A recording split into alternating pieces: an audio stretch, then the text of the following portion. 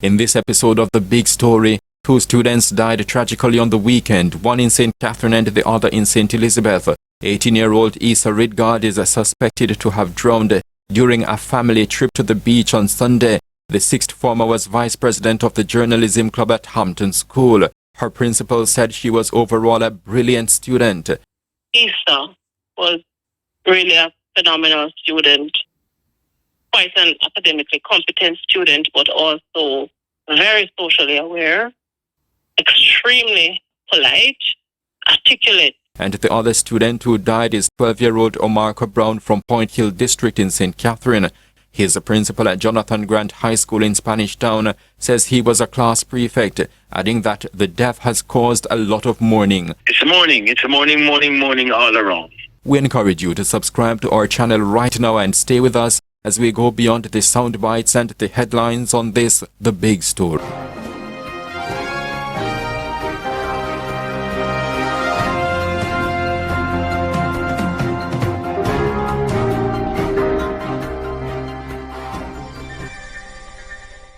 It was a tragic weekend for two promising students from different secondary schools in parishes several miles apart.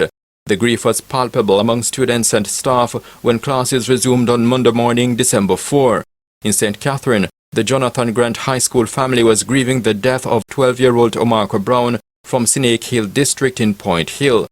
He died in a shooting incident at his home on Saturday, December 2. Investigations are ongoing to ascertain a number of things, including whether the child was killed with a gun belonging to his aunt, who is a police officer. It's also not clear to the Beacon if it was an accidental shooting. It is said that the aunt visited the child's home and was having her hair combed. In doing so, she reportedly left her gun in a handbag in the house. Members of the family heard an explosion, and when they went to check, they found the wounded child lying on the floor in the room where the gun was left.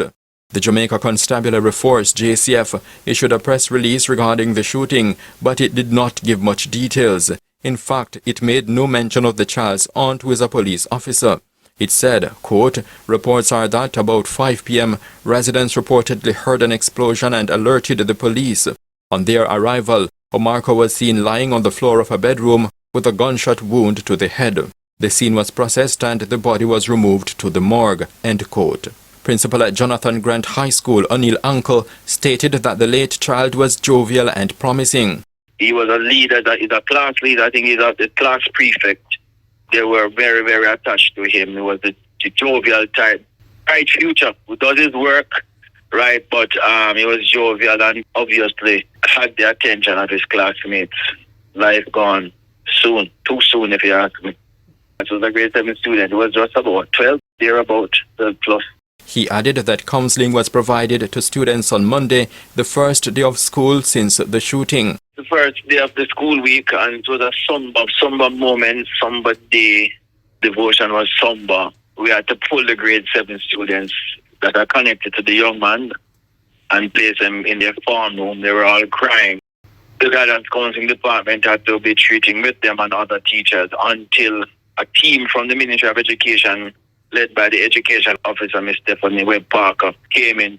Neighboring school came in, guidance counselors came in to help lend support to the cause and to help the youngsters go through the grieving process, because they were really, really pulled up, especially those who were very close to him. Uncle told the Beacon that representatives of the school visited the bereaved family on Sunday. You know, can we imagine his mom, his aunt, whose one is alleged that he touched or whatever happened there, right? I can imagine what she's going through, and the entire family. My guidance counselor and a teacher went to the house, and based on the report they have given me, it's mourning all around. The late child has a brother who is in 5th form at Jonathan Grant High. He has a brother in grade 11 preparing for 6E. He's angry, I can tell you. He's angry. So he has to be getting counseling himself. He's very angry. I guess asking all kind of questions. Why? Wondering why. All the questions that you can't get any answers. The incident has caught the attention of children's advocate Diane Gordon Harrison, who, in a radio interview, encouraged adults to ensure that children are provided with a safe environment. Incidents like these bring to the fore the unsafe environments that some of our children find themselves in. The matter is very fresh, so we don't have all the details, but suffice it to say, if 12-year-old has access to a firearm, despite the circumstances, it means that there was some inappropriate exposure, one, to that weapon, and also an issue of supervision. And so it's very sad, of course.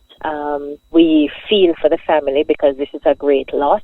But we want to use this opportunity as well to just point out to adults just how overly careful they have to be, almost to the point of being obsessed with being that adult that pays attention to every detail and who assumes that things could go wrong, because we want to ensure that we err on the side of caution in the protection of our children.